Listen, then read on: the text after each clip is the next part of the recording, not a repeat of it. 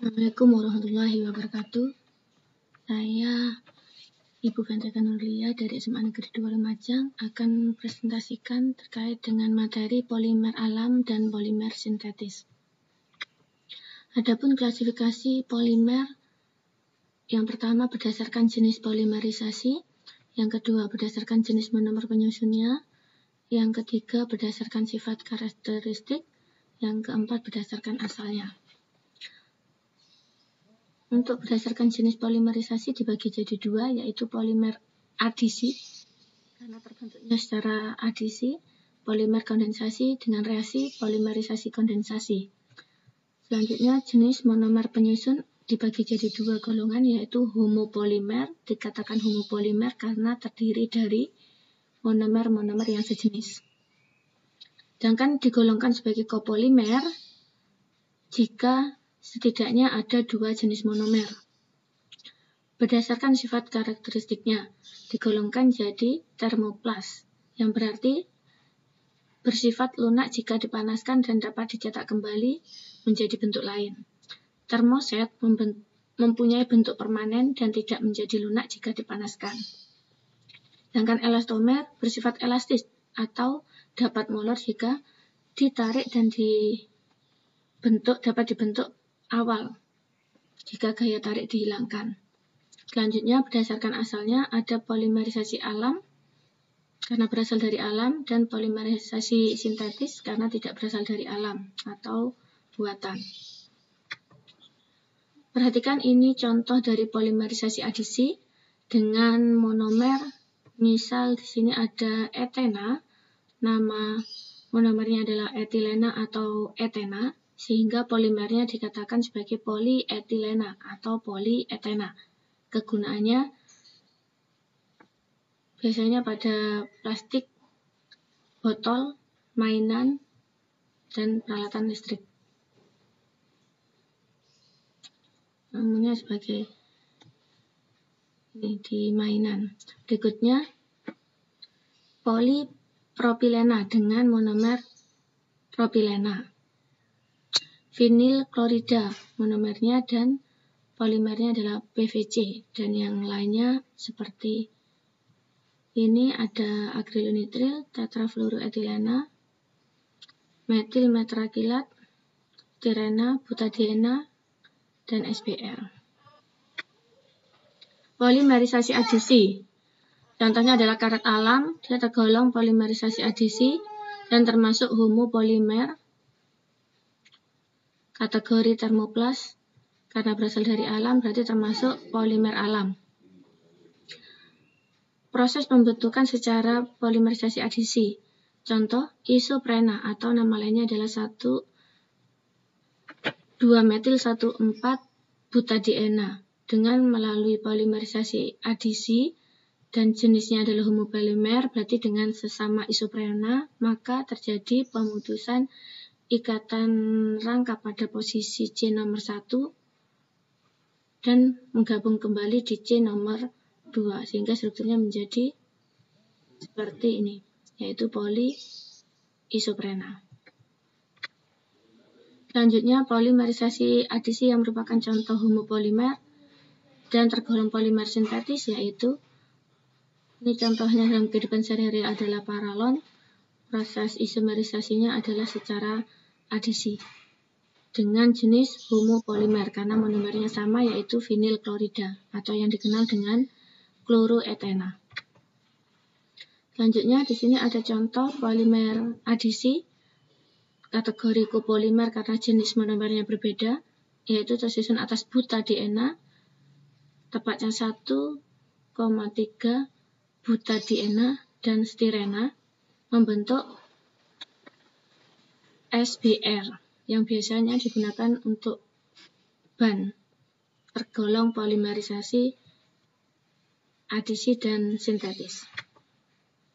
Selanjutnya polimerisasi kondensasi alami. Contoh, selulosa terbentuk dari glukosa, berarti monomer dari selulosa adalah glukosa dan selulosa adalah polimernya. Pembentukan protein dari asam amino. Jadi protein dibentuk dari monomer asam amino, kategorinya adalah polimerisasi kondensasi alami. Selanjutnya, polimerisasi kondensasi. Contoh pada reaksi pembuatan nilon dengan monomer yang berbeda, yaitu heksametilendiamin dan asam adipat.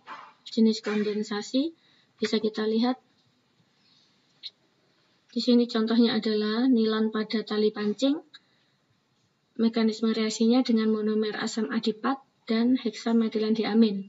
Karena jenis monomernya berbeda, kategorinya adalah copolimer. Dan kategorinya tergolong termoplas, termasuk polimer sintetis. Secara kondensasi, karena di sini cirinya adalah melepaskan molekul kecil yaitu air dan ada gugus fungsi. Jadi ciri kondensasi yaitu adanya gugus fungsi. Pada contoh nilon ini, gugus fungsi yang terlibat adalah karboksilat dan ada gugus amina. Contoh lain yaitu reaksi pembuatan dakron dengan monomer asam tereftalat dan 1,2-etilena glikol. Dengan proses yang bisa kita lihat di sini, asam adipat dia mempunyai gugus fungsi karboksilat COOH dan etilena glikol, tepatnya 1,2-etilena glikol. Ada gugus OH, di mana OH pada karboksilat dan H pada glikol bergabung membentuk H2O. Selanjutnya, monomer yang berbeda ini bergabung membentuk dakron. Sehingga kategorinya adalah polimerisasi kondensasi, copolimer, termoplas, dan polimer sintetis.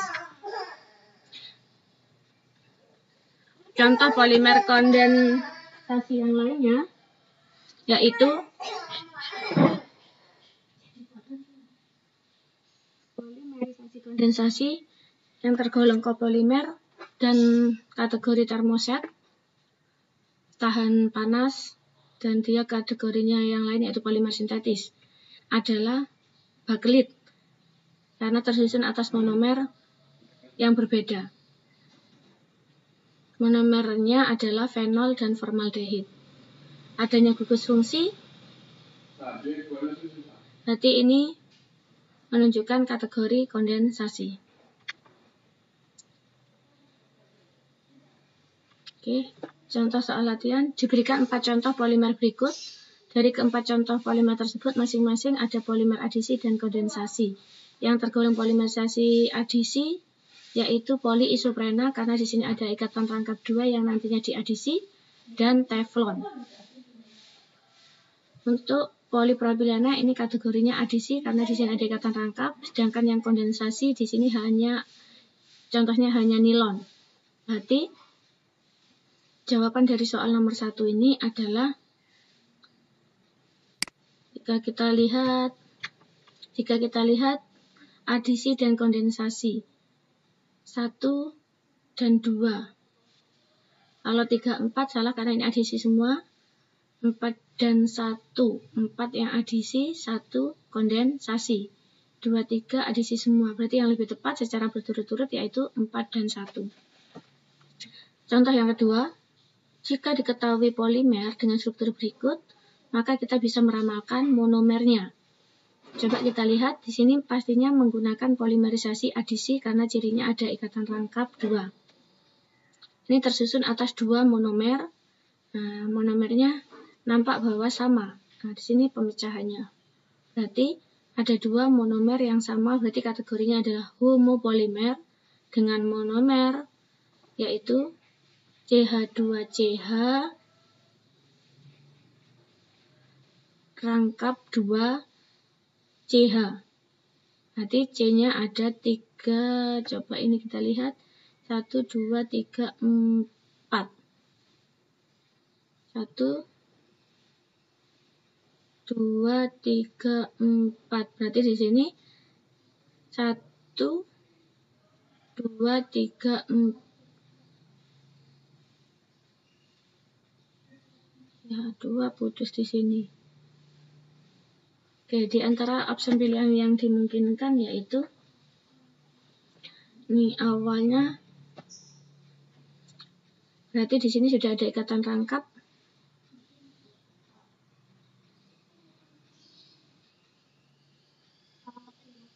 Kalau stirena di sini ada vinil benzena berarti tidak mungkin. Ini juga ada vinil dan metil metakrilat. Ini tadi sudah kita ulas di metil metakrilat dengan monomer metil metakrilat. Nah, seperti ini berarti tidak mungkin. Dan yang dimungkinkan berarti dengan monomer propilena atau propena. Berarti jawaban soal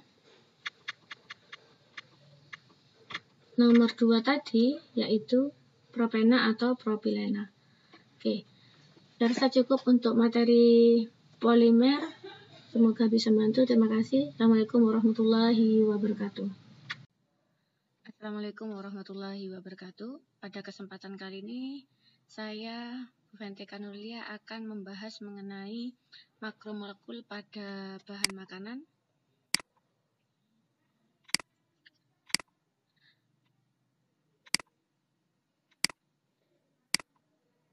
Antara lain yang nantinya kita bahas yaitu karbohidrat, protein, dan lemak.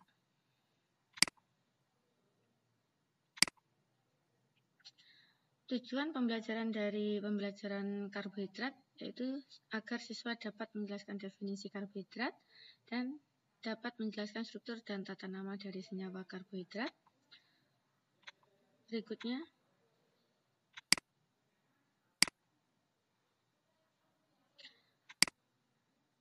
bagaimana struktur dan tata nama senyawa karbohidrat? Contohnya di sini adalah gandum, jagung, roti, dan nasi yang merupakan sumber utama dari karbohidrat.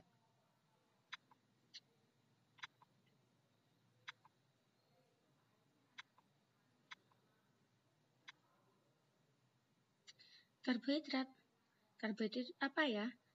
Karbohidrat terdiri dari kata karbo dan hidrat.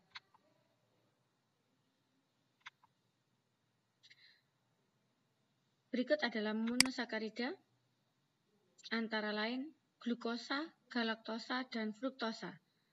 Glukosa dan galaktosa merupakan golongan aldosa, di mana mempunyai gugus aldehid, sedangkan fruktosa golongan ketosa karena mempunyai gugus keton.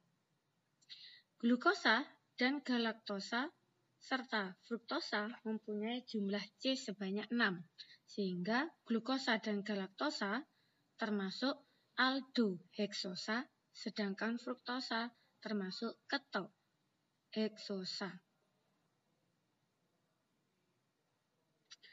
Glukosa dan galaktosa serupa tapi berbeda pada C nomor 4. Di sini ada, kalau pada glukosa C rangkap UH, OH, H, OH, OH. Sedangkan pada galaktosa di sini C nomor 3 dan 4 adalah H yang di sebelah kanan.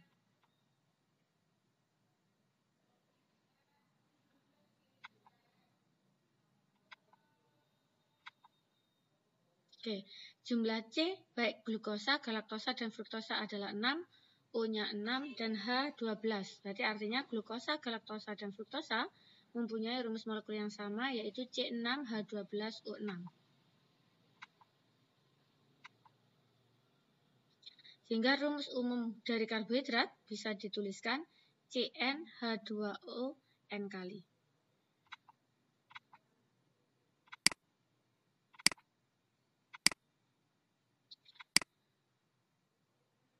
Struktur karbohidrat dapat dikelompokkan berdasarkan rumus kimia dan fisika.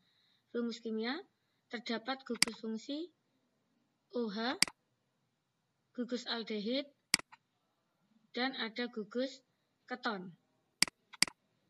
Berdasarkan rumus fisika, ada rumus proyeksi Fischer, struktur Hayward, dan ditinjau dari aktivitas optik.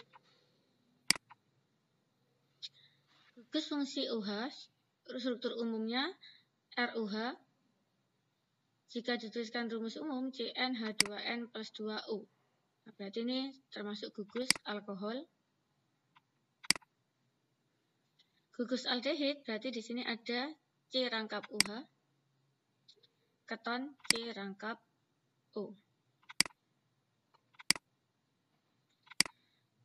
Rumus proyeksi Fischer. Dalam rumus Fischer digunakan istilah dextro, disingkat D, dan levo L. Perhatikan struktur dextro, OH terletak di sebelah kanan, sedangkan L levo kiri, berarti OH-nya ada di sebelah kiri.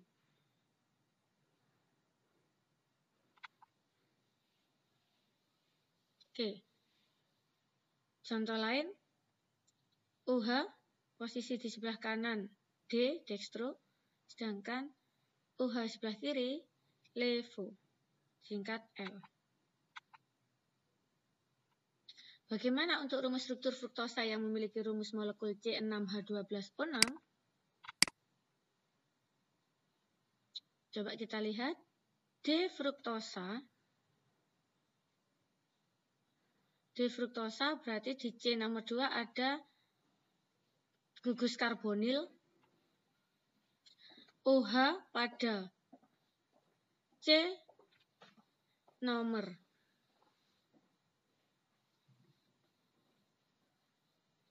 Nah, di sini H, CHOH, COH, H, berarti OH-nya di posisi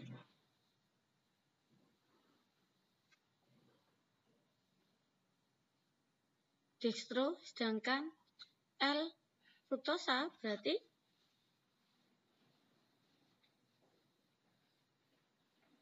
OH di posisi levo atau kiri.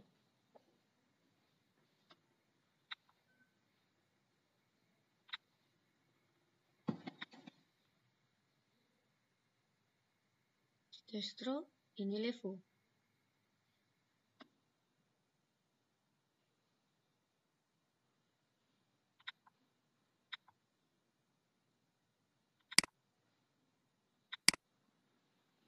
Oke, perhatikan di sini struktur dextro.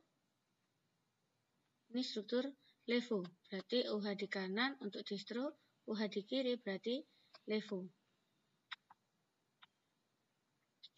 Selanjutnya kita bahas mengenai protein.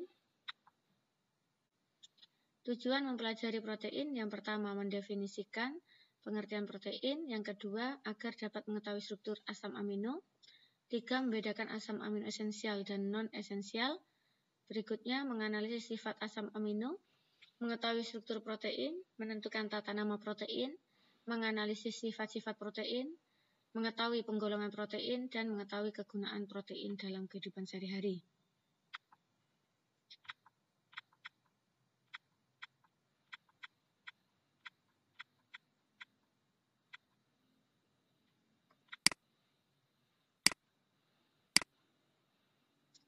Protein berasal dari kata protos atau proteos, yaitu dari bahasa Yunani yang berarti pertama atau utama. Protein itu apa ya? Protein ditemukan dalam seluruh sel hidup seperti kulit, rambut, otot, pembuluh darah, saraf, sel darah, enzim, hormon, bulu ayam, biji tumbuhan, atau dalam jaring laba-laba. Perhatikan gambar protein di bawah ini. Nah, ini rangkaian asam amino.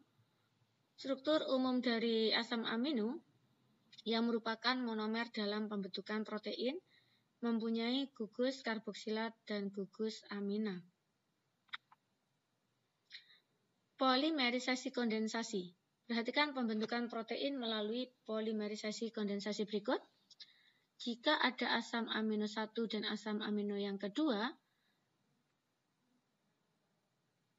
terjadi polimerisasi kondensasi, maka setiap ada gugus karboksilat, maka OH putus. Setiap ada amina, maka H putus. H dan OH membentuk molekul kecil, yaitu molekul H2O.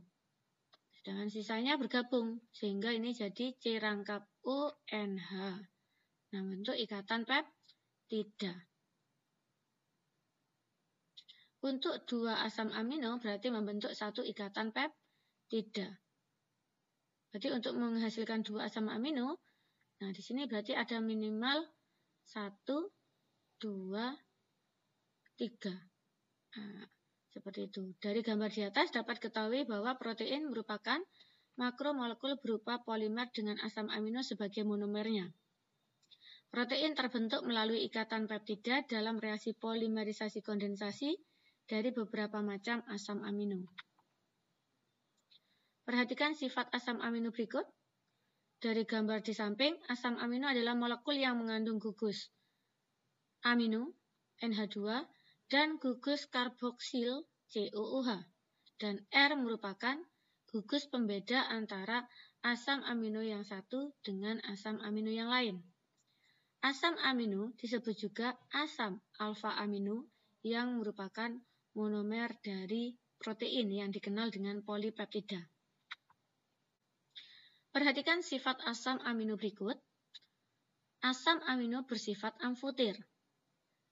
Dengan adanya dua gugus fungsi, yaitu gugus karboksil dan gugus amino, sehingga mempengaruhi sifat asam dari asam amino itu sendiri.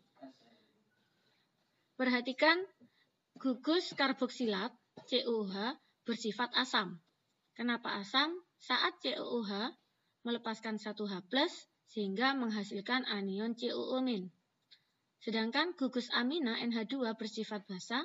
Kenapa basa?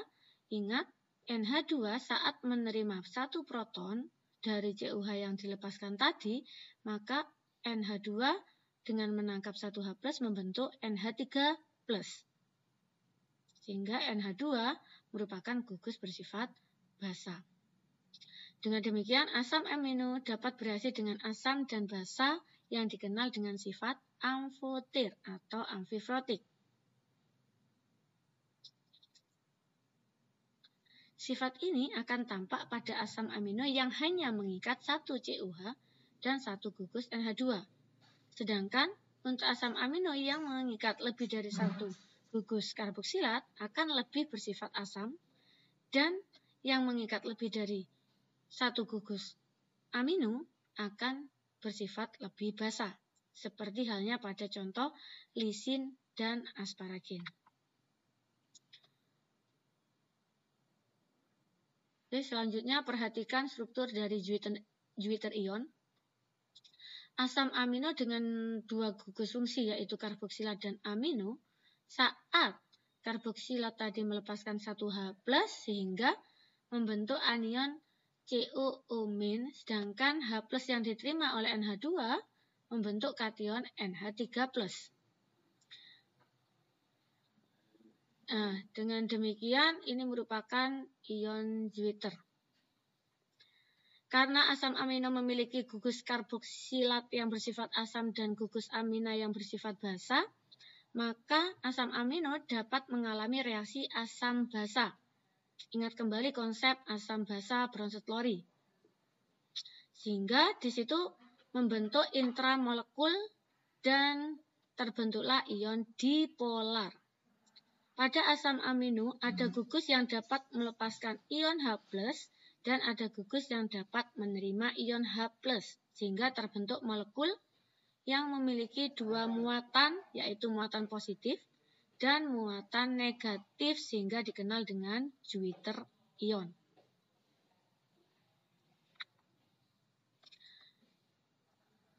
Selanjutnya penggolongan asam amino.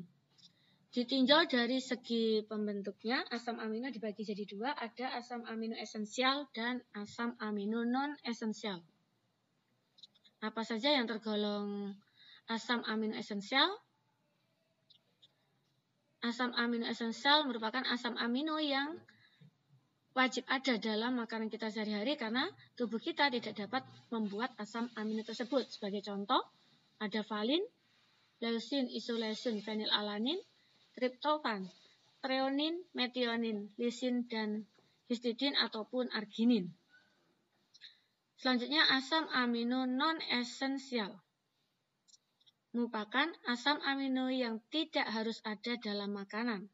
Kenapa tidak harus ada? Karena tubuh masih dapat membuat asam amino tersebut. Contoh, glisin, alanin, asparagin, glutamin, prolin, serin, tirosin, dan asam glutomat yang disingkat GLU. Oke, contoh struktur dari asam amino.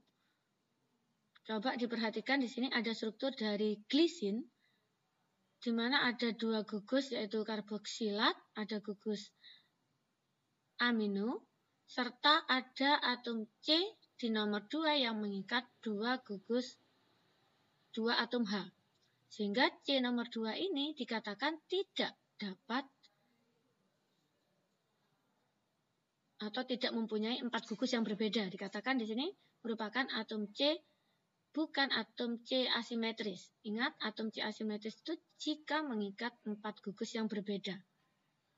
Dan jika diperhatikan dengan seksama dari struktur-struktur asam amino yang lain, satu-satunya asam amino yang tidak dapat berisomer optik atau tidak mempunyai atom C chiral yang dikatakan atom C asimetris adalah glisin, yaitu asam amino paling sederhana. Selanjutnya, struktur dan tata nama protein. Protein termasuk kopolimer, yaitu terbentuk dari molekul protein yang berbeda jenis, karena di situ berikatan dengan antar asam amino satu dengan asam amino yang lainnya. Antar molekul asam amino dengan asam amino yang lainnya membentuk ikatan kovalen yang dikenal dengan ikatan peptida. Nah, di sini C rangkap ONH. Ikatan peptida terjadi antara atom C dari gugus karboksilat dan atom N dari gugus amino. Oke, jika protein hanya terbentuk dari 2 molekul asam amino, disebut dipeptida. Jika 3 disebut tripeptida. Dengan semakin banyak asam amino yang bergabung, seperti pada gambar ini, maka disebut polipeptida. Contoh rangkaian asam amino. Perhatikan pada contoh ini nampak bahwa ada 2 asam amino, yang pertama yaitu alanin dan glisin. Jika alanin pada posisi yang pertama dan diikuti oleh asam amino yang kedua, yaitu glisin, saat terjadi polimerisasi kondensasi dan terbentuk ikatan peptida dengan struktur yang seperti yang saya tunjuk di sebelah kanan ini, maka nampak bahwa alanin ada di posisi kiri dan glisin ada di sebelah kanannya. Sehingga dipeptida yang terbentuk diberi nama alanil glisin yang disingkat dengan ala-glay. Ingat, yang di depan akhirannya il, yang di belakang sesuai dengan nama asam aminonya. Selanjutnya, struktur rangkaian asam amino. Terdapat 4 buah struktur rangkaian asam amino yang membentuk protein, antara lain struktur primer, struktur sekunder, struktur tersier, dan struktur kuartener. Struktur primer menunjukkan urutan asam amino yang tersusun dalam rantai peptida. Struktur primer menunjukkan rantai lurus dan sederhana suatu protein. Struktur sekunder merupakan rangkaian lurus dari rantai asam amino, di mana masing-masing gugus mengadakan ikatan hidrogen sehingga rantai asam amino berbentuk heliks seperti ini. Selanjutnya, struktur tersier terbentuk jika rangkaian heliks dari struktur sekunder menggulung karena adanya tarik-menarik antar bagian polipeptida. Yang terakhir ini struktur kuaterner menggambarkan susunan 3 dimensi lebih dari 1 struktur tersier. Oke, selanjutnya kita bahas mengenai denaturasi protein. Sebagai contoh di sini ada pemanasan telur yang di situ terjadi denaturasi. Nah, apa itu denaturasi? Peristiwa rusaknya struktur protein sehingga protein tersebut kehilangan fungsinya.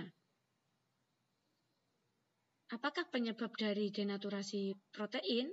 Antara lain yaitu suhu yang tinggi, keasaman, zat kimia tertentu atau pengaruh mekanik ataupun guncangan. Pada peristiwa denaturasi yang rusak, yaitu khususnya pada struktur kuaterner, struktur tersier ataupun struktur sekundernya bergantung pada tingkat penyebab kerusakannya. Sedangkan jika strukturnya primer, nah itu akan tetap utuh. Sebagian kecil protein dapat mengalami renaturasi. Apa itu renaturasi? Berarti pengembalian struktur ke bentuk awal sehingga proses renaturasi dapat berlangsung pada sistem kerja enzim. Ya, selanjutnya kita bahas mengenai penggolongan protein. Berdasarkan bentuknya, dibagi dua yaitu protein serat. Dikatakan protein serat jika rantai polipeptida yang panjang dan paralel dengan beberapa ikatan silang. Jika diperhatikan, di sini strukturnya kuat dan elastis. Sehingga protein ini berguna untuk membentuk struktur dan jaringan sehingga contoh pada bentuk ini adalah yaitu terjadi pada kolagen pada tulang rawan. Berikutnya contoh selanjutnya keratin pada rambut serta fibrin pada darah. Penggolongan protein berdasarkan bentuk yang kedua yaitu protein globuler. Cirinya adalah berbentuk agak bulat dan larut dalam air. Oke, untuk protein yang sangat besar dengan struktur tersier, terkadang struktur kuaternernya cukup kompleks.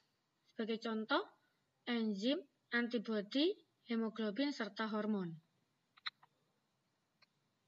Sedangkan berdasarkan fungsinya, penggolongan protein antara lain yaitu enzim yang merupakan biokatalis.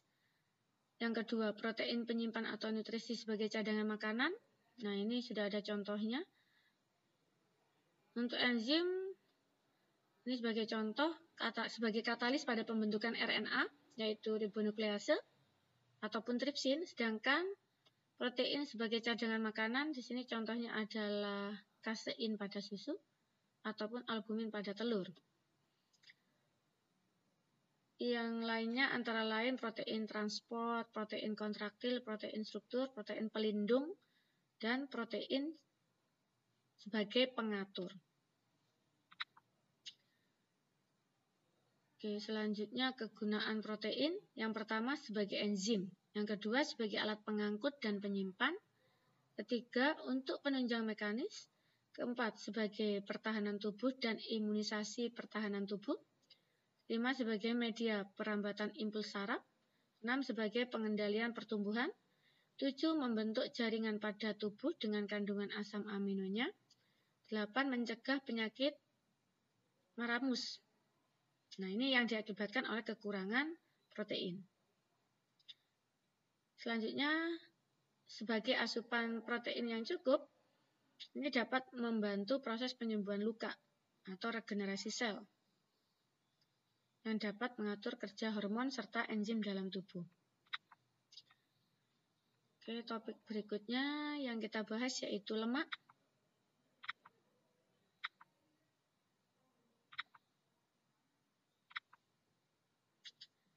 Apa ya lemak itu? Oke, kita bahas.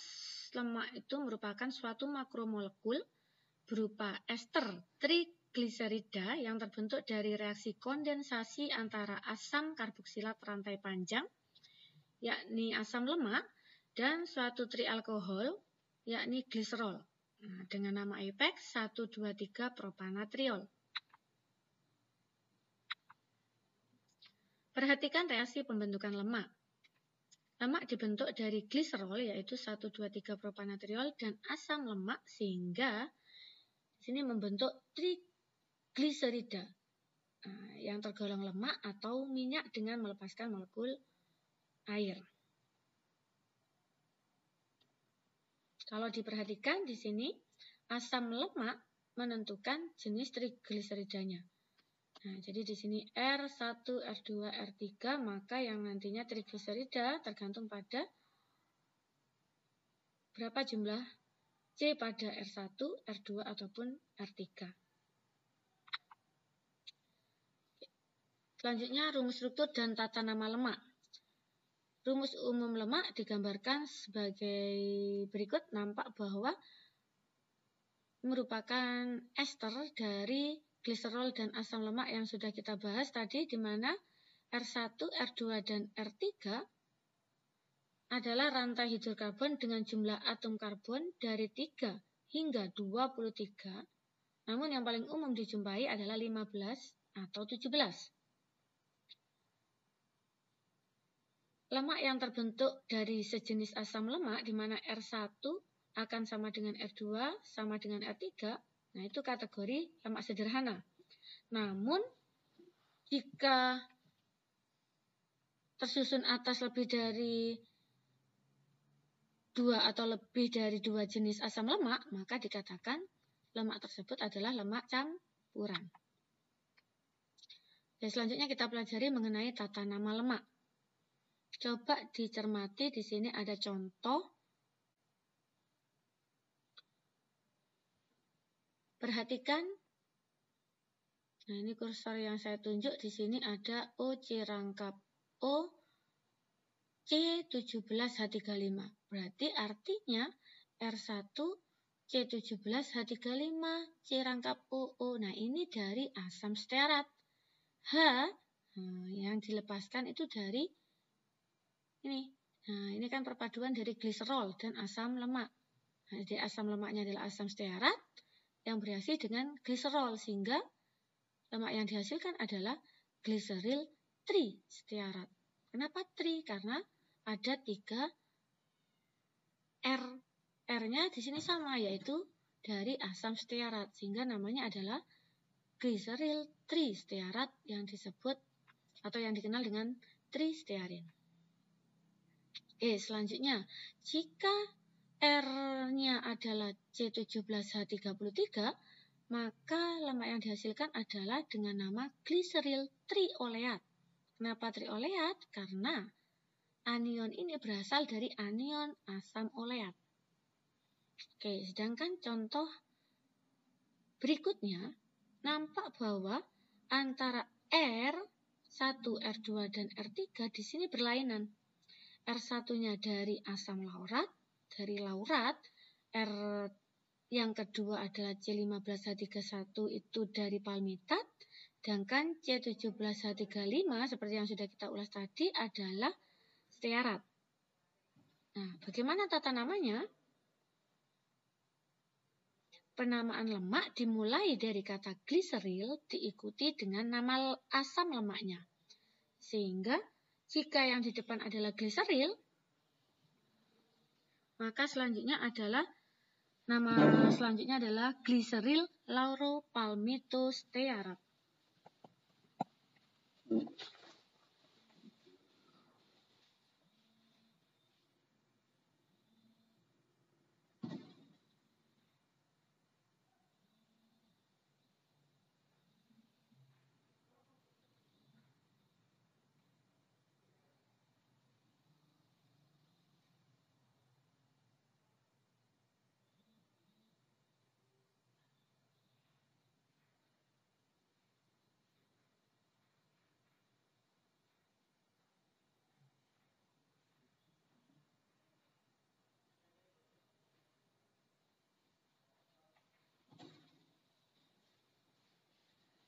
Kita lanjutkan.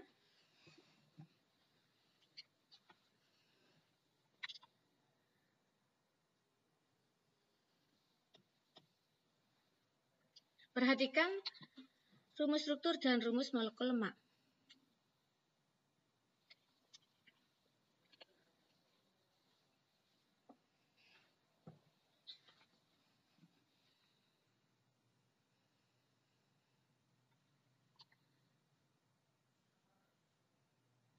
Oke, jika dicermati, ada 2 penggolongan lemak berdasarkan asam lemak penyusunnya. Nampak pada struktur di tabel tersebut adanya perbedaan, yaitu asam laurat, asam miristat, asam palmitat, dan asam stearat tergolong asam lemak jenuh karena ikatannya tunggal semua, sedangkan asam oleat, linoleat, dan linolenat ada ikatan rangkapnya, berarti tergolong asam lemak tak jenuh.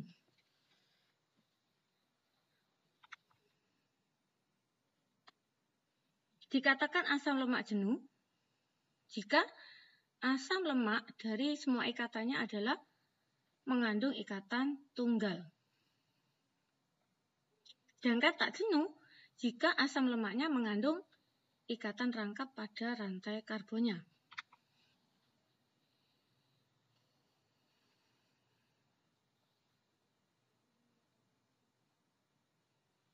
Oke, ini contoh lain dari asam lemak jenuh dan asam lemak tak jenuh. Berikutnya komposisi asam lemak jenuh dan tak jenuh dari beberapa lemak dan minyak. Jika kita lihat di sini, contoh lemak, di sini ada mentega ataupun lemak sapi. Komposisi dari asam lemak jenuhnya, asam lauratnya ada 4 untuk mentega, asam miristat 12%, asam palmitat 28%, asam stearatnya 10%. Sedangkan asam lemak tak jenuhnya 26%.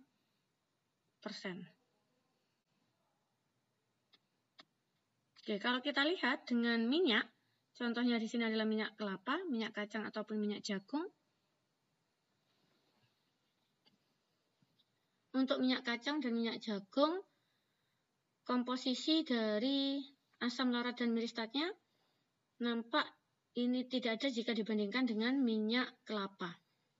Sedangkan asam palmitatnya ini sama persentasenya, yang berbeda yaitu pada asam lemak tak jenuhnya.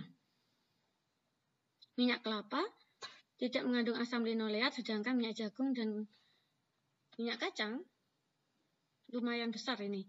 34% untuk minyak kacang, sedangkan yang minyak jagung 62%.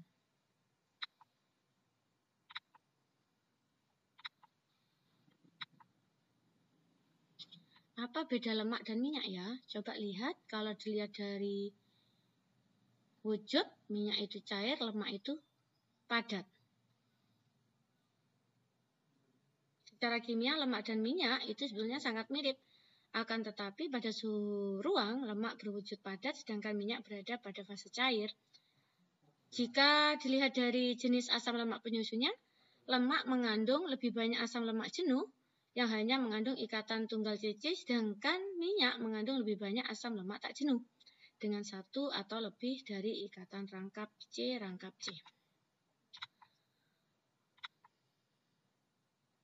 Sifat fisik dan kimia lemak. Oke, ambil contoh misalnya di sini asam stearat dengan jumlah atom C18,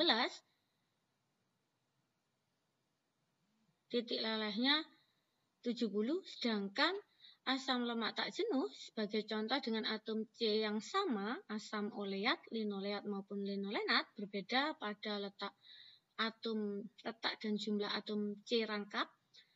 Nah, nampak bahwa dengan semakin banyak ikatan rangkap 2, titik leleh semakin rendah. Oke, contoh yang lainnya bisa kita analisa dari tabel. Contohnya trimiristat, tripalmitin, tristearin, triolein, dan trilinolein. Nah, ini disertai dengan sumbernya. Misal trimiristat pada lemak pala, titik didihnya 50 derajat Celcius atau berupa padatan. Pada kondisi yang sama coba kita bandingkan dengan minyak zaitun, yaitu triolein dengan titik didih 17 derajat, sehingga dia berwujud cair. Berdasarkan tabel di atas, dapat dianalisa bahwa ikatan tak jenuh pada asam lemak penyusun lemak mempengaruhi titik didih dari lemak tersebut. Semakin banyak ikatan tak jenuhnya, maka semakin kecil titik didihnya. Sifat fisika lemak bisa kita simpulkan antara lain, pada suhu kamar, lemak hewan pada umumnya berupa zat padat, sedangkan lemak nabati yaitu dari tumbuhan berupa zat cair. Lemak yang mempunyai titik leleh tinggi mengandung asam lemak jenuh, sedangkan lemak yang mempunyai titik leleh rendah mengandung asam lemak tak jenuh. Lemak yang mengandung asam lemak rantai pendek larut dalam air, sedangkan lemak yang mengandung asam lemak rantai panjang tidak larut dalam air. Semua lemak larut dalam kloroform dan benzena. Alkohol panas merupakan pelarut lemak yang baik.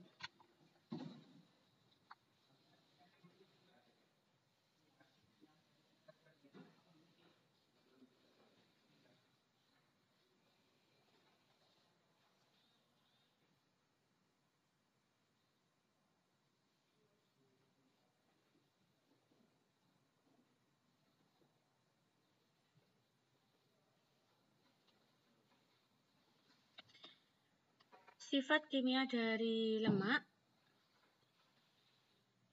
ini contohnya adalah melalui reaksi saponifikasi atau penyapunan. Penyapunan yang pertama kita lihat dari reaksi lemak atau minyak dengan suatu basa kuat dengan mekanisme reaksi yang bisa dilihat di sini. Lemak dan KUH misalnya menghasilkan glycerol dan asam lemak, garam dari asam lemak. Nah, yang dikenal dengan istilah sabun di sini. Reaksi hidrolisis berguna untuk menentukan bilangan penyabunan.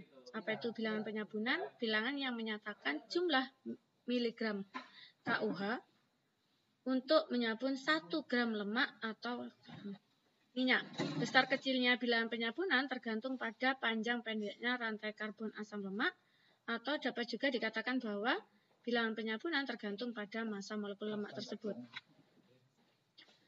Contoh reaksi yang kedua adalah reaksi halogenasi. Asam lemak tak jenuh, baik bebas maupun terikat sebagai ester dalam lemak, dapat mengadisi halogen I2 atau Br2 pada ikatan rangkapnya.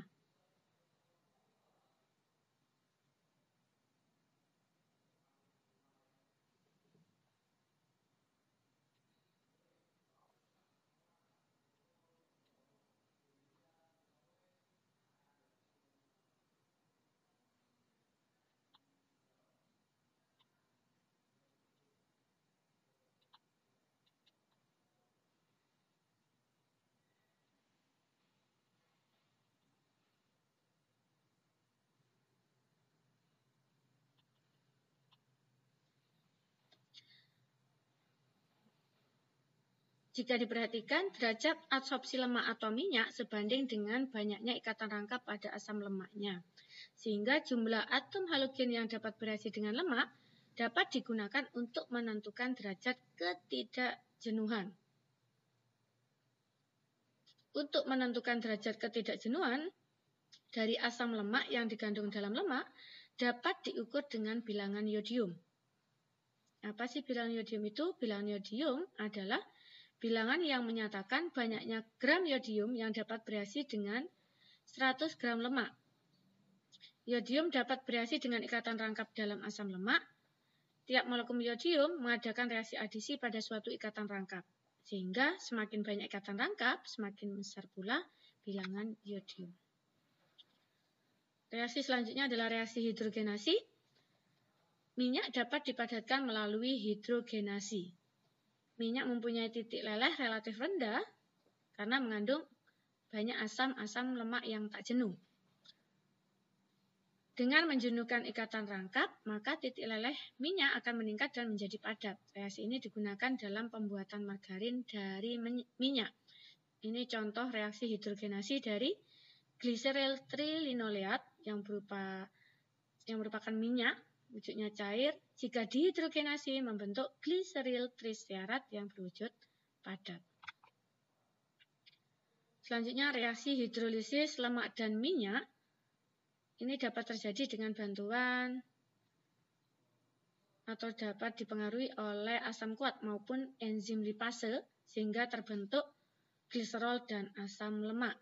Hasil hidrolisis akan memisah sehingga gliserol larut dalam air sedangkan asam lemak tidak larut.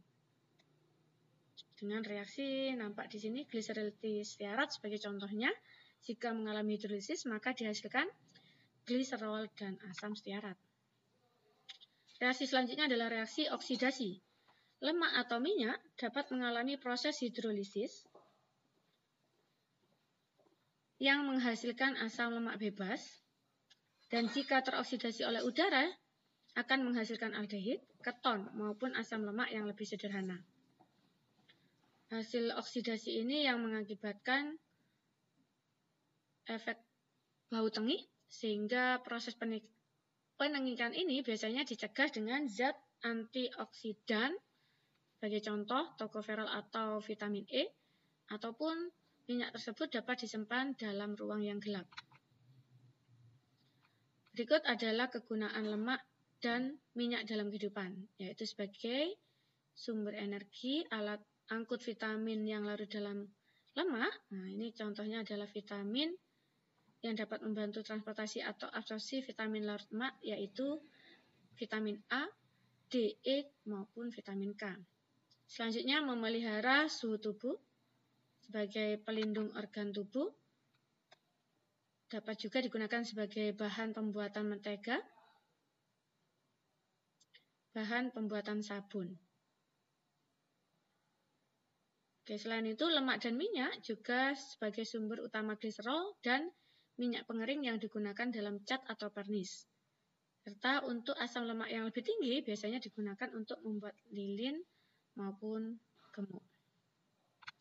Jadi saya rasa cukup untuk pembahasan makromolekul dalam bahan makanan, antara lain yang sudah kita bahas tadi karbohidrat, protein, dan lemak. Semoga membantu dalam mempelajari makromolekul. Terima kasih. Assalamualaikum warahmatullahi wabarakatuh.